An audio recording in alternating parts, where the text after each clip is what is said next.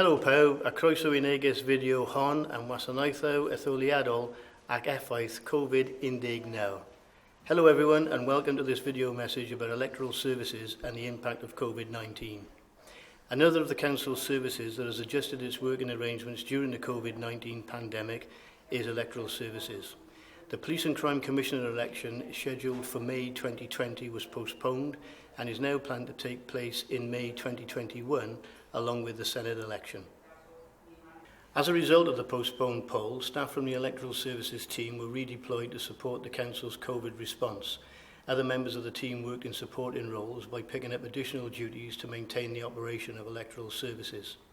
The team has now turned its efforts to the annual electoral registration canvass, which is required by law and has not been suspended as a result of the COVID-19 pandemic. Many of you have now responded to the electoral communication you were sent, and we are very grateful to those of you who did this promptly. If we still need to hear from you, you will receive a reminder through the post very shortly.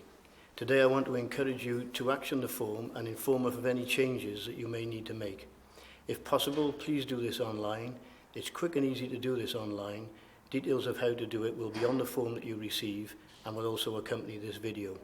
We also encourage you to respond online, and as this is the most efficient and effective way to do so. This year we are particularly keen to receive your responses online, as it cuts out the need for office-based staff processing large volumes of paperwork, something we are keen to minimise, especially during these challenging times.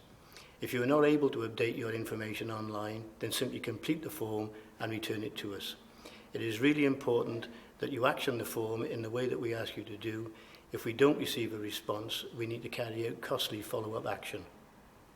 This year more than ever, it is important to concentrate our resources on providing the services that matter most to you and minimise the need for personal contact whenever possible. When completing this year's form, it is important to note that the law in Wales has changed.